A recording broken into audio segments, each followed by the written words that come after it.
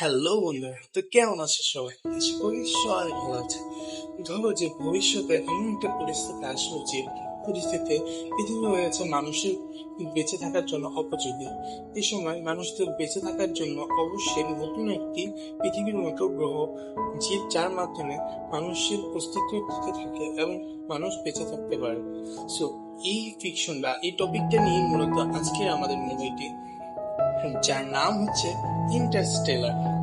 2014 সালে মুক্তি পাওয়া এই অ্যাডভেঞ্চার এবং সায়েন্স ফিকশন মুভিটির আইএমডি রেটিং 8.6। যেটা তৈরি করতে খরচ হয়েছিল 16 কোটি 50 লক্ষ US ডলার।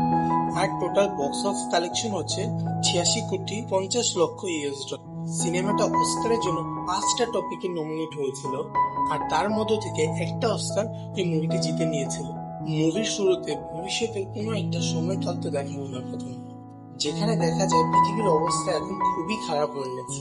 পৃথিবী এখন মানুষের বসবাসের জন্য একেবারে অযোগ্য হয়ে গেছে। এ সময় মাটি পুরোপুরি ভাবে তার উর্বরতা হারিয়ে ফেলেছে। সেই সময় ধান, গম এবং অন্যান্য শস্যগুলি পৃথিবী থেকে পুরোপুরি বিলুপ্ত হয়ে গেছে। এখন পৃথিবীতে ভুট্টা ছাড়া পৃথিবীতে আর কোনো ফসল চাষ হয় না, আর আগামী কিছু বছরে হয়তো সেটাও বন্ধ হয়ে যাবে, কারণ মাটি খুব তাড়াতাড়ি তার উর্বরতা হারিয়ে ফেলছে। আর সেই সময়ে বাতাসের ধূলিকণার পরিমাণ প্রচন্ড পরিমাণ বেড়ে গেছে, আর এর ফলে পৃথিবীর বিভিন্ন জায়গায় বিশাল আকার ঘূর্ণির ঝড় শুরু হয়ে যেত, যে কারণে মানুষকে সর্বদা মাস্ক ব্যবহার করতে হতো। আর বাতাসে এত ধূলিকণা থাকার কারণে নিঃশ্বাস নিতে খুব কষ্ট হতো, যার কারণে মাস্ক পরে থাকতে হতো। আর এরকম আরো অনেক কারণে পৃথিবীতে মানুষের বেঁচে থাকা খুবই প্রচন্ড লেভেলে কঠিন হয়ে যাচ্ছিল, এবং হতে পারে যে খুবই সহজে কিছু বছর পরে মানুষও বিলুপ্ত হয়ে যেতে পারত। এবার এই গল্পের প্রধান চরিত্র কুপারকে দেখা হয়। কুপার নাসার একজন বিজ্ঞানী ছিল, কিন্তু এখন সে তার চাকরি হারিয়ে চাষাবাদ করে। নাসা এমন একটা সংস্থা ছিল যারা মহাকাশ নিয়ে গবেষণা করত, কিন্তু এই সময় দেশের মানুষের কাছে এবং সরকারের কাছে ঠিকঠাক ভাবে খাওয়ার কোনো টাকা ছিল না। সেই জন্য নাসার মতো বড় বড় সংস্থাগুলোকে এখন বন্ধ করে দেওয়া হয়েছে। এবার দেখা যায় যে কুপার নিজের বাড়িতে নিজের মেয়ে মার্ভ, নিজের ছেলে টম এবং তার শ্বশুরের সাথে বসবাস করত। মার্ভ পড়াশোনায় খুব ভালো ছিল, আর তার বিজ্ঞান সম্পর্কে খুব আগ্রহ ছিল, আর সে সবসময় এই ব্যাপারে তার বাবার কাছে বিভিন্ন প্রকার প্রশ্ন করত। কিন্তু সে তুলনায় টম খুবই পড়াশোনায় সাধারণ টাইপের ছিল। টমের পড়াশোনা করতে খুব একটা ভালো লাগতো। একদিন মার্ভ এবং কুপারের স্কুল থেকে কুপারকে ডাকা হয়, আর ওখানে যাওয়ার পর কুপার জানতে পারে তার ছেলে টম স্কুল শেষ করার পর কলেজে ভর্তি হতে পারবে না, কারণ এই মুহূর্তে পড়াশোনার খরচ অনেক বেড়ে গিয়েছিল, আর সরকার কিছু মেধাবী স্টুডেন্টকে কলেজে পড়ার সুযোগ দিত। আর এটা জানার পর কুপার বলে, আমার ছেলে টম পড়াশোনা করে একজন ভালো ইঞ্জিনিয়ার তৈরি কথা শুনে স্কুল কর্তৃপক্ষ বলে, বর্তমান সময়ে আমাদের দেশে ইঞ্জিনিয়ার পরিমাণ প্রচুর রয়েছে, যেটুকু দরকার এর থেকে অনেক রয়েছে। সেজন্য আমরা চাই টম একজন ভালো চাষি তৈরি হোক, কারণ এই মুহূর্তে আমাদের দেশে ভালো চাষের খুবই অভাব রয়েছে।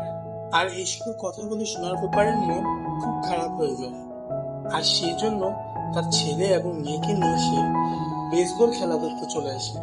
কিন্তু খেলা শুরু হওয়ার কিছুক্ষণের মধ্যেই সেখানে ধূলি আকারের বিশাল ঝড় শুরু হয়ে যায়, সেজন্য খেলাটা সঙ্গে সঙ্গে বন্ধ হয়ে যায়, আর ওদেরকে খুবই তাড়াতাড়ি করে তার নিজের বাড়িতে চলে আসতে হয়।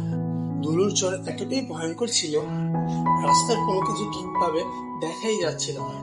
এবার ঘরে ফেরার পর কুপার দেখতে পায় একটা ঘরের ছোট জায়গায় একটা বিশেষ আকার ধারণ করেছিল, কিন্তু ঘরের একটা বিশেষ জায়গায় ধুলোর কিছু লাইন তৈরি হয়েছিল।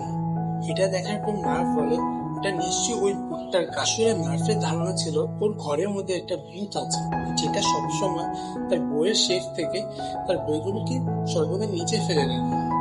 এবার কুপার সেই ঘরে বিশেষ ভাবে তৈরি হওয়া সেই বিভিন্ন প্রকার আজগুবি লাইনগুলোকে ভালোভাবে স্পষ্টভাবে দেখার চেষ্টা করেছে।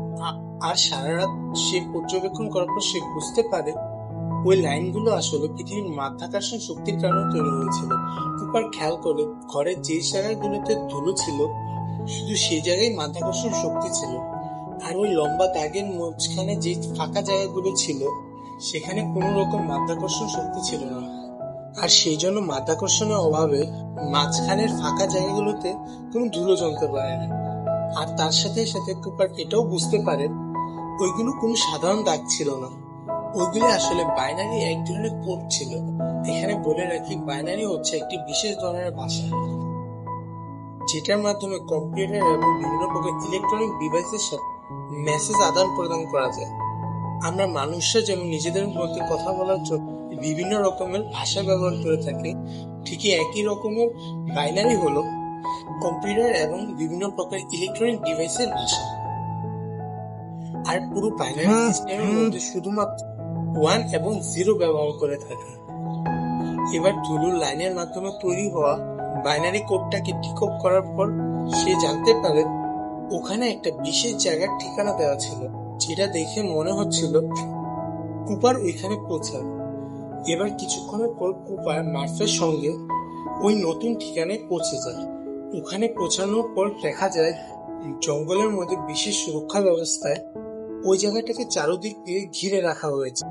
আর ওরা দুজন ওখানে পৌঁছানোর সঙ্গে সঙ্গে বেশ কয়েকজন সুরক্ষা কর্মী ওদের দুজনকে তুলে নিয়ে যায় এবং ওইখানে চলে যাওয়ার পর কুপার দেখতে পায় ডক্টর গ্র্যানকে। গ্র্যান আর কুপার দুজনই এককালে নাসাতে কাজ করতেন, আর এবার ওরা দুজন দুজনকে দেখে খুব ভালোভাবে চিনতে পারে। এবার দেখা যায় ওখানে ডক্টর গ্যাংয়ের সাথে আরো কয়েকজন মানুষ ছিল, আর তারা প্রত্যেকেই কুপারকে প্রশ্ন করতে থাকে, তুমি এই জায়গার ঠিকানাটা কোথায় থেকে পেলে? কারণ এই জায়গাটা তো হচ্ছে পৃথিবীর সবচেয়ে সুরক্ষিত জায়গাগুলোর মধ্যে একটি। এই জায়গাটাকে পৃথিবীর বাকি মানুষগুলোর মধ্যে থেকে খুব ভালোভাবে সুরক্ষাভাবে অনেক গোপন ভাবে রাখা হয়েছে। এখানে কোনো সাধারণ মানুষকে পৌঁছানো একেবারেই অসম্ভব। এবার কুপার এবং মার্ফ ঘটনাটাকে পুরোপুরি ভাবে খুলে জানে তাদেরকে কিভাবে মাধ্যাকর্ষণ শক্তির মাধ্যমে তারা এই জায়গার ঠিকানাটাকে পেয়েছে। এবার ডক্টর গ্যানের সাথে কথা বলে কুপার জানতে পারে আসলে এই পুরো জায়গাটাই নাসা। এর কথা শুনে কুপার বলে, নাসার মতো সংস্থাগুলো তো আরো আগেই বন্ধ হয়ে গেছে। হ্যাঁ, পুরো পৃথিবীর কাছে নাসা বন্ধ হয়ে গেল, কিন্তু আমরা সবাই এখনো গোপন ভাবে কাজ করে যাচ্ছি। এই সময় মানুষের কাছে ঠিকভাবে খাওয়া দাওয়া করার টাকা নেই, আর এখন যদি সবাই জানতে পারে তো সরকার নাসার মতো একটি সংস্থার পিছনে এত টাকা খরচ করছে, এটা শুনে প্রত্যেকটা মানুষ খুবই রেগে যাবে। সেজন্য আমাদেরকে বাধ্য হয়ে খুবই গোপন ভাবে চালাতে হচ্ছে। এবার প্রফেসর গ্যাং বলে, পৃথিবীর বর্তমান সময়ে বায়ু 80% নাইট্রোজেনে ভর্তি হয়ে গেছে, যে কারণে বর্তমান সময়ে অক্সিজেনের পরিমাণ অনেকটাই কম। আর আগামী কিছু বছরের মধ্যে পৃথিবীতে অক্সিজেনের পরিমাণ একেবারেই কমে যাবে, আর হয়তো তোমার মেয়ে মার্ফি হবে এই পৃথিবীর সবার শেষ প্রধানমন্ত্রী। এই কথাগুলো শোনার পর কুপার বলে, এই মুহূর্তে পৃথিবীকে বাঁচানোর জন্য আপনাদের পরিকল্পনা। প্রফেসর গ্র্যান্ড বলে, এখন যে পৃথিবীর যে অবস্থা, সেখান থেকে পৃথিবীকে কোনোভাবে বাঁচানো সম্ভব না। আমাদের সবাইকে এখন পৃথিবী ছেড়ে অন্য কোনো গ্রহের উদ্দেশ্যে যেতে হবে, আর সেখানেই নতুন করে আমাদের জীবন শুরু করতে হবে। তখন কুপার বলে, এই সৌরজগতে পৃথিবী ছাড়া আর কোনো মানুষের বাঁচার জন্য পরিবেশ নেই, আর বাকি যে সকল গ্রহ মানুষের বেঁচে থাকার জন্য সম্ভাবনা রয়েছে সেগুলো পৃথিবী থেকে অনেক আলোকবর্ষ দূরে, আর এই মুহূর্তে আমাদের পক্ষে সেই গ্রহগুলোতে পৌঁছানো সম্ভব না।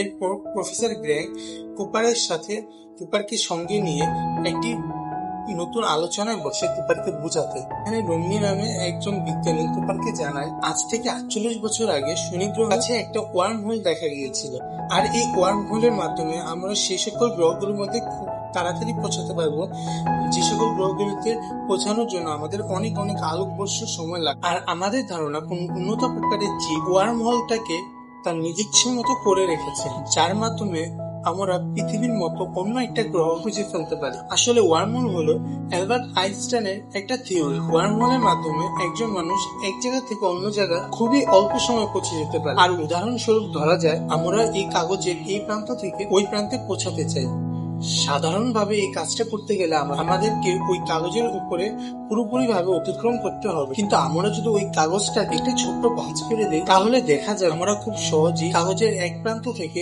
অন্য প্রান্তে পৌঁছাতে পারি। আর এখন আমাদের এই কাজের জন্য পুরো কাগজটা অতিক্রম করার কোনো দরকার নেই। আর মহাকাশে ওয়ার্মহোল ঠিক একই রকম ভাবে কাজ করে। সাধারণভাবে যে রাস্তা পার করতে আমাদের কয়েক লক্ষ বছর লেগে যায়, ওয়ার্মহোলের মাধ্যমে আমরা সেই দূরত্বটাকে কিছুক্ষণে পার করতে পারি।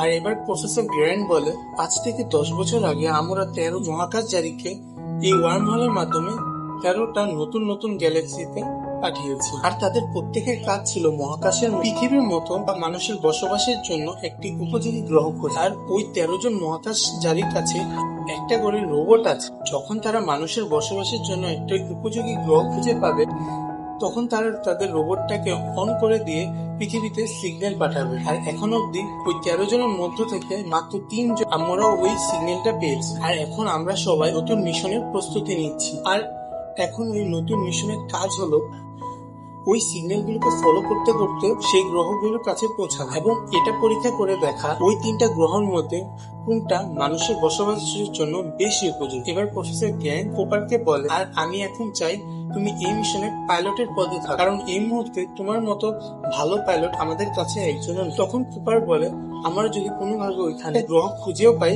তখন কি হবে? আমাদের কাছে দুটো প্ল্যান আছে, যেটা বলে প্রফেসর গ্র্যান্ট। ওই দুটো প্ল্যানের মধ্যে প্রথমটি হচ্ছে আমাদের এই অফিসটি হচ্ছে একটা বড় মহাকাশযান। যদি এর মতো উপযোগী গ্রহ পাওয়া যায় তাহলে আমরা এই পুরো বড় অফিসটার মধ্যে অনেক মানুষকে নিয়ে আমরা সেই গ্রহের দিকে রওনা দেব। সো এবার আজকের জন্য এতটুকু। যদি এই পর্বের নেক্সট পার্টটা দেখতে চাও অবশ্যই কমেন্ট করতে পারো এবং এটা লাইক করতে পারো। এবং নেক্সট পার্টটা আমরা ঠিক নেক্সট সপ্তাহের এই সেম দিনে আমরা আপলোড করব।